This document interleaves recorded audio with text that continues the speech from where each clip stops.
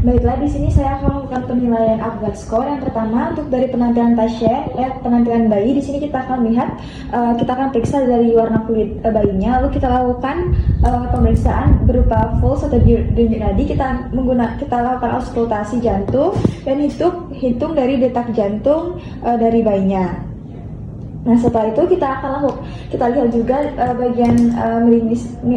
Kita lihat apakah bayinya itu meringis atau tidak dengan cara kita periksa refleks dengan memberikan rangsangan nyeri pada bagian tangan dan juga pada bagian tangan dan juga pada bagian kakinya. Kita lihat apakah pasien itu menangis atau tidak. Lalu untuk melihat aktivitinya, di sini kita angkat tangan atau kaki bayi. Di sini kita akan melihat respon dari bayinya. Lalu kita lakukan pemeriksaan respirasi. Di sini kita akan hitung dari laju pernapasan bayinya. Nah, setelah itu kita akan lakukan pemeriksaan gestational age assessment. Di sini kita akan tanyakan kepada ibu pasien, ibu bukan untuk haid terakhirnya kapan, Bu ya? 21 Juli 2022. Untuk hasil USG terakhir kapan ibu kelahirannya, Bu? Kira-kira 10 Juni, dok. Ketubannya juga ibu. Kemudian interval normal dan tidak ada kelainan. Baik, selanjutnya kita akan lakukan pemeriksaan physical examination. Kita lakukan pemeriksaan neuromuscular maturity. Di sini kita akan lakukan pemeriksaan matur terlebih dahulu. Di sini kita akan periksa bagaimana bayi memegang lengan dan kakinya. Nah, di sini dengan bayi terlentang dan posisinya dengan tenang dengan skor sebagai berikut. Jika lengan dan kaki bayinya itu direntangkan, maka skornya 0. Lalu jika sedikit atau sedang fleksi panggul dan lutut seperti ini, maka nilainya itu 1. Lalu jika fleksi pinggul dan lutut sedang hingga kuat seperti ini, maka nilainya itu 2. Jika kaki tertekuk dan abduksi lengan sedikit tertekuk, maka itu nilainya 3. Dan jika fleksi dan penuh pada lengan dan kaki, maka nilainya itu 4. Nah, selanjutnya kita akan melakukan pemeriksaan square window. Di sini kita lihat seberapa jauh tangan bayi yang dapat ditekuk. Pertama, di sini kita akan letakkan tangan di pergelangan tangan, berikan tekanan yang cukup untuk mendapatkan fleksi sebanyak mungkin. Di sini kita akan lakukan sudut antara eminensia hipotenar dan aspek anterior lengan bawah. Nah, ini bisa diukur seperti ini. Jika nilainya itu 90 kurang dari 90 derajat minus 1, jika 90 derajat itu 0, jika 60 derajat itu 1, jika 45 derajat itu 2, jika 30 derajat itu 3, dan jika 0 derajat itu 4. Lalu kita akan melakukan pemeriksaan unrecoil. Di sini kita lihat seberapa jauh lengan bayi ke bagian posisi fleksi. Dan di sini jika dia bisa panjang misalnya 180 itu nilainya 0. Jika sedikit fleksi yaitu 140 sampai 180 nilainya 2. Jika 110 sampai 140 itu maka nilainya 2. Jika fleksinya sedang 90 sampai 100 derajat itu nilainya 3. Dan jika kembali cepat fleksi penuh yaitu kurang dari 90 derajat nilainya itu 4. Nah, selanjutnya kita melakukan popliteal angle. Nah, di sini kita akan dengan posisi bayinya terlentang dan panggul rata pada permukaan pemeriksaan. Nah, di sini tukainya itu difleksikan pada paha dan paha difleksikan penuh dengan menggunakan satu tangan. Nah, di sini kita akan lakukan jika dia 180 derajat dia minus 1, jika 160 derajat dia 0, jika 140 derajat dia 1, jika 100 derajat dia 3, jika 90 derajat dia 4, dan jika kurang dari 90 derajat dia adalah 5. Selanjutnya kita lakukan pemeriksaan scrape sign. Di sini kita melihat seberapa jauh siku dapat digerakkan melintasi dada bayi. Di sini jika siku mencapai atau mendekati tingkat bahu yang berlawanan itu, maka nilainya itu minus 1. Jika siku menyerang berlawanan dengan garis aksilia anterior, maka nilainya 0. Jika siku mencapai garis aksilia anterior yang berlawanan, nilainya 1.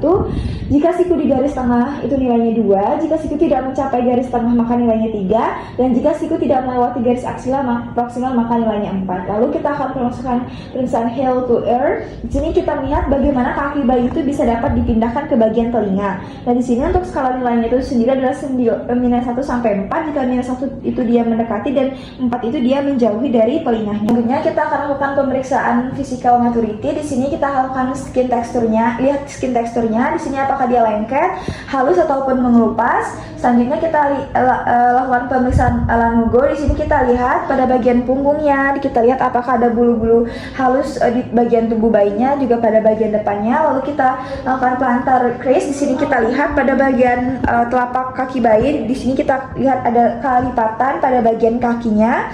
Lalu yang keempat kita lihat pada pada bagian payudaranya. Di sini kita akan lihat dari penebalan ataupun dari ukuran payudaranya, dari braid tisunya dan bagian areolanya. Kita lihat apakah ada lingkaran kehitaman pada sekeliling dari nipple-nya. Lalu untuk bagian mata dan juga bagian telinga, untuk bagian matanya kita akan melihat apakah dia itu tertutup ataupun terbuka, dan kita lihat pada bagian telinganya di sekitarannya itu apakah ada cartilage dan stiffness atau kekakuan pada telinganya. Nah, selanjutnya kita lihat juga pada genital areanya di sini. Nah, di sini jika dia laki-laki maka akan terlihat adanya testis dan juga adanya skrotum, dan dia itu terlihat smooth dan adanya kerutan. Lalu jika dia perempuan maka akan terlihat adanya ukuran dari klitoris dan juga labianya. Nah, setelah itu kita akan lakukan maturity rating. Di sini untuk skor Afdhar score-nya ini sendiri dilihat dari neurological matur dari bayinya. Jika neurological matur bayinya tinggi, maka nilainya itu akan didapatkan juga tinggi. Kita melakukan pemeriksaan penimbang bayi. Di sini kita bayi ditimbang dengan posisi telanjang atau dalam popok bersih pada balok yang dikalibrasi atau skala elektronik. Nah, di sini bayi yang telah ditimbang dengan memakai popok sekali pakai yang bersih. Lalu kita lepaskan bayi dan pastikan popok itu bersih dan kering. Lalu kita pusatkan bayi pada baki timbangan. Nah, di sini. Setelah itu kita akan timbang bayi hingga 0,1 kg atau 1,5 ons terdekat. Tulis berat badan bayi. Di sini untuk berat badan bayinya itu 2,5 kg. Kita bandingkan bobot, lalu kita ulangi lagi satu kali lagi. Nah, di sini. Nah, di sini untuk timbangannya tetap 2,5 kg. Di sini berat badannya itu harus perbedaannya itu harus 0,1 kg. Ini adalah toleransinya. Lalu jika bayinya terlalu aktif, kita tunda tindakan sampai nanti. Nah, jika bayinya itu kurang lebih dari 6 bulan, maka kita akan suruh orang tua untuk membantu proses penimbangannya. Mengukur panjang bayi. Di sini panjang diukur dengan papan ukur yang sesuai. Di sini kita gunakan. Lalu kita gunakan papan panjang yang terkalibrasi dengan headpiece tetap dan footpiece yang bergerak. Nah, yang tegak lurus dengan permukaan dari meja. Nah, ukur bayi tanpa sepatu dan kenakan pakaian dalam yang tipis ataupun gunakan popok. Di sini anak itu harus dilentangkan di tengah papan panjang sehingga anak itu berbaring lurus dan bahunya itu serta bokongnya itu lurus ke atas. Nah, setelah itu kakinya harus direntangkan sepenuhnya dan jari-jarinya itu harus mengarah ke atas dan telapak kaki rata di atas pijakan kaki. Nah, setelah itu sementara pengukur kedua itu menahan kepala bayi dan posisi yang benar. Pengukur mensejajarkan badan dan tungkai bayi dan menjulurkan kedua tungkai dan mendekatkan tumpuan ke kaki tumit. Nah, pengukur meletakkan satu tangan di atas lutut bayi dan mempertahankan kaki ekstensi penuh, jari kaki bayi mengarah ke atas. Nah, kedua kaki itu harus direntangkan sepenuhnya untuk mengukur panjang yang akurat dan dapat diitukan. Jika hanya salah satu kaki yang dipanjangkan selama pengukuran panjang, maka pengukuran tersebut mungkin tidak dapat dikatakan akurat. Nah, di sini kita lakukan posisinya itu sejajar Frankfurt, kita letakkan. Nah, setelah itu kita akan ke posisi kepala yang tadi harus benar di bidang horizontal, headpiece-nya juga tetap di sini. Setelah itu setelah itu kita akan ukur panjang pada bidang Frankfurt disejajarkan dengan tegak lurus dengan bidang meja ukur dan sejajar dengan headpiece. Kita ukur. Nah, di sini untuk panjangnya itu hingga 0,1 cm. Catat pengukuran pada grafik. Setelah itu kita lakukan kembali. Di sini kita pengukuran kedua. Nah, seperti yang sama, kita minta bantuan dari asisten. Setelah itu kita ukur lagi. Nah, di sini untuk bayinya tuh kira-kira panjangnya 52 cm. Nah, untuk toleransi ukurnya itu adalah 1 cm. Selanjutnya di sini kita akan mengukur lingkar kepala. Lingkar kepala itu diukur pada bagian occiput yang paling menonjol dan tepat di atas punggung supraorbital. Di sini kita gunakan selotip yang fleksibel dan tidak dapat direnggangkan. Dan di sini kita posisikan sel itu di atas alis dan telinga dan di sekitar bagian terbesar di belakang kepala. Lalu kita tarik selotipnya untuk mengompres bagian rambut di sini. Nah, setelah itu kita akan ukur dari kepala bayinya. Nah, di sini kita akan tuliskan berapa hasilnya. Setelah itu kita lakukan pengukuran kedua kalinya. Sini kita lakukan lagi.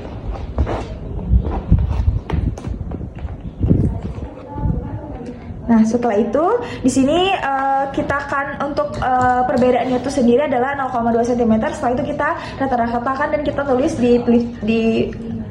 kita tuliskan.